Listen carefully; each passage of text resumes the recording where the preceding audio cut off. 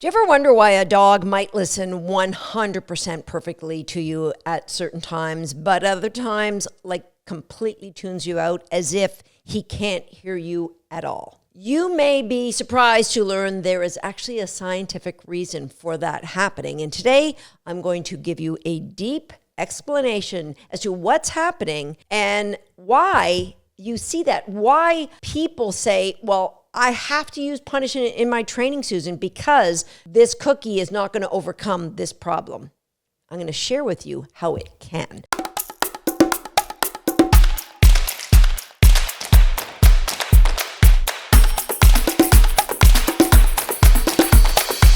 Hi, I'm Susan Garrett. Welcome to Shaped by Dog. And today I want to talk about a scientific principle which many professional dog trainers either have never heard of or choose to disregard, which is crazy, or just can't figure out how to apply it in their own training. And that scientific principle is called matching law. And I'm going to read you the description of what exactly matching law is. And matching law states the probability of your dog choosing one behavior over another is all dependent upon the reinforcement history of each of those behaviors. So you might think, okay, if my whippet has had the chance to chase a bunny out in the field 5 times, matching law then states I just need to give him a cookie 6 times to overcome that, right? No. It sounds like a reasonable explanation based on what I just said matching law is. But today we need to dig deeper into what matching law is really talking about, because all reinforcement is not equal to our dogs. And so you really have to keep this principle like close to your heart. If you want to be a trainer like me who chooses to never use physical corrections or verbal intimidation in order to have a dog fit into your world, into your life, regardless if you choose to do sports or you just want a really well-behaved family pet, matching law will help you so you don't need to turn to punishment. And so you need to consider, matching law says the probability for a dog to choose one behavior over another all comes down to the reinforcement history of each behavior. But let's consider what reinforcement is. It has to do with the value of each reinforcement. So we need to consider, does the value of a dog, and I use the example of a whippet who loves to chase, does the value of a dog chasing a rabbit equal the value of a dog getting a yummy treat? Highly improbable for dogs who have high prey drive. Now, it might very well be probable for some dogs who really have no interest in chasing other animals. Those are few and far between, quite honestly. So it comes down to, number one, value. Also comes down to the recency. Like if a puppy got to chase something as a 10-week-old puppy, but never had the opportunity to do that and had lots of reinforcement for walking with their people. As the months and years go by, the probability of the chase being more reinforcing than walking near you gets very, very low. So yes, the rate of reinforcement, how frequently the dog gets reinforced for each of those behaviors counts, but the recency, when was the last time the dog was able to get reinforcement from that behavior? The value. Let's talk about the value, because if you remember in podcast episode number 232, I talked about something called the predatory sequence. And there are different breeds, different types of dogs have more of an evolved predatory cycle. I'm just going to remind you of those 8 parts of the predatory cycle. There's a dog orient. It's a great episode. You should go and listen to it. Orienting to something, catching, their eye catches that something. They might stalk the something. They chase the something. They bite to grab. They bite to kill. This isn't all dogs. Don't get too worried about your dog. They then eviscerate and then they consume. Those are the 8 parts of the predatory cycle. Now, in all of our domesticated dogs, there'll be one part or more than one part that is been bred to be more strong than another part. For example, my border collies, they have a very strong orient, they have a very strong eye, they have a very strong stalk and chase. The rest of it, not that important, although I find a lot of my border collies love to eviscerate, which is why I give them puppy bombs. We'll put a link to the show notes because those puppy bombs I still use as adult dogs. But I digress. Susan, why did you bring up the predatory cycle? Because the value of that reinforcement to your dog can actually be outrageously strong depending on if the value of behavior A actually reinforces one of the internal drives of that predatory sequence that a dog may have. And that is why I got a question recently on one of my YouTube videos. I'm going to read it to you because it's a question I get asked so often by those who do bitey dog sports. Okay, this one comes from Bettina Wenth, who said, I've been a protection dog trainer for 35 years, have always tried to use much positive reinforcement as possible. Unfortunately, with very high drive dogs, I think it's tricky to not have to use corrections. In our sport, we have 3 different parts: A, tracking; B, obedience; C, protection. A and B, tracking and obedience, you can absolutely train those with positive reinforcement. C is different. It's like we want the dog to hunt, in this case, fight, and allow him to do it. And then we want to be able to stop him in the middle of that action. And many dogs don't understand this. If you have any ideas, please, I would like to know.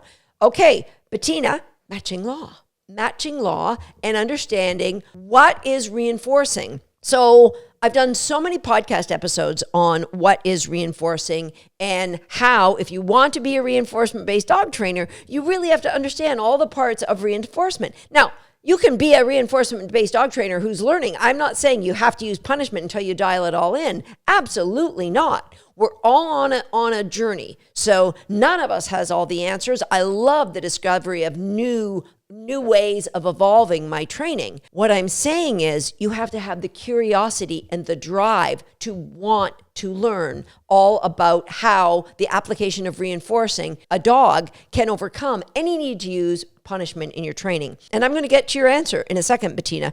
It reminds me of a podcast episode. I was a guest on a podcast about a year ago, and the person who was interviewing me was telling me how sometimes he tells his dog to heel, like if he was in a competition and the dog has to do very perfect heel work. Other times he'll say heel and you'll maybe have the dog in a flexi and the dog can, anytime he wants, leave heel and go off and sniff and do whatever he wants. And so when you have punishment as one of the tools in your toolbox, you care less about matching law.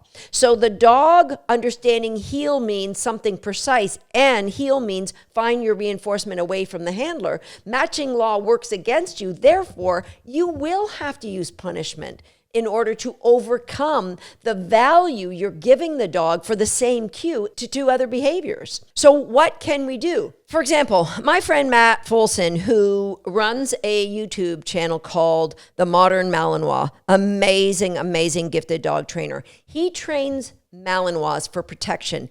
And the Malinois he has are the most, what I would call, quick trigger Malinois, I would guess, on the planet. They come from an area of Belgium. They're very well known for their hard bite. And actually, he told me recently that his line is almost dying out because that quick trigger to bite has a very fine line between having great temperament and being slightly aggressive towards people. Now, Matt's dogs are lovely. And Matt actually has a litter of 8 Malinois puppies that he is raising currently. I think they're around 7 or 8 months old. So as he's been raising this litter, Matt and I have been in touch with each other. He sends me videos of what he's doing. And what I see a lot of is him rehearsing one behavior over and over and over and over again. Because Matt, like Bettina, has come up against a wall at how to get a dog to release when they want. But what I see in the videos on social media of anybody doing bitey sports, what do you see? You see 5-week-old puppies hanging off of somebody's sleeve and them encouraging it. You see people with a protective sleeve encouraging the puppies to bite. They're constantly wanting to build this drive to bite. Remember the predatory sequencing? Malinois have that great instinctive bite to grab, bite to kill. It's there. And so what these people are doing that I see on social media is fanning a flame of something that's already hot before they ever put any value into what Matt's doing. Yes, you can bite, but immediately out. Yes, you can bite, but immediately out. If you've got the great genetics, why do you need to get 6-week-old puppies violently biting on sleeves and people? So you're taking something that's already genetically driven and you're turning it into an unbelievably hot, overpowering fire, and then you want to teach an out. Matching law dictates that's going to be problematic. Does that mean you have to use punishment with these dogs? I don't believe so. Honestly, I've never trained a dog for bitey sports. That's not my deal. But I do know it's possible if you're curious. Maybe, just maybe, the absolute answer has yet to be found. But that doesn't mean the answer doesn't exist. It's really kind of pompous to think you've uncovered all the answers, so you don't need to look to reinforcement anymore. Matching law doesn't matter in your world. You have to use punishment. And so how does this affect you, the pet owner who just wants to train your dog? Susan, I got a rescue dog and he's chewed up 3 different couches. Does that mean because he's got strong evisceration drive in his predatory sequencing that the cookie is never going to be more powerful than the reinforcement value he gets for destroying a couch, which means my rescue dog will always destroy couches? No. Of course not. Our rescue dog, bulldog, pug, and terrier cross tater salad, he shredded 3 couches in his former home, and yet he has never touched a piece of furniture ever while living here over the past 5 years. And no, we never put him in a crate anymore when we leave the house. It just means you need to manage his environment until you can help him understand a more appropriate behavior. So whether you have a rescue dog, whether you have a 5-year-old dog who you've allowed to run and chase animals, and now you want him to come when he's called, he's not going to come when he's called. But this explains why you see punishment-based trainers all over social media taking a dog that might be reactive or taking a dog that might want to run away and say, how are you cookie trainers going to get this dog to behave with a cookie? Yeah, we understand matching law. So we understand in that state, we aren't going to try to get that dog to overcome anything. And no, we're not going to turn to punishment because we don't believe it's our right to use intimidation or pain to get a dog to fit into our world. Okay, so what can you do? You can go back to past episodes I've done on things like the hidden world or reinforcement for dogs. Where is the hidden reinforcements in your world? What is the most powerful reinforcement you have? And use that to your benefit. So my border collies, chase is very high at the top of my dog's best, most favorite reinforcements. So I build that in as part of my high value reinforcements. When I have puppies, before I let them chase the pack of dogs that they live with, before I give them the opportunity to learn to chase squirrels or rabbits, I build an amazing recall. And now the recall might be at first rewarded with food because there's no distractions. There's no, you can chase a bunny or you can come for food. It also will be reinforced with a chance to chase me. Using what they love. It also will be reinforced by walking 2 steps with me and then saying, go for a run. The chance to run, which is what my border collies love to do, is a valuable reinforcement that I use with all of my dogs now. I start them as puppies, and then that is a massive reinforcement to my recall. So you have to be curious, number 1. You have to then value the relationship you have with your dog and want it to be based in one of trust and kindness.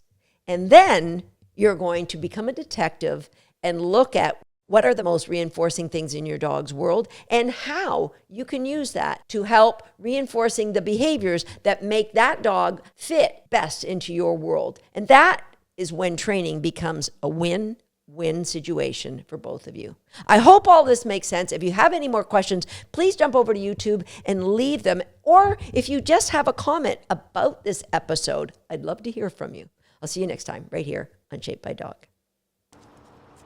Now, if you've got your hands up for more videos as well, the best thing to do is actually hit the subscribe button. And while you do that, the notification button. That way you'll never miss another video from me. And if you're already a subscriber, that's for you. Go ahead and get yourself a good cookie.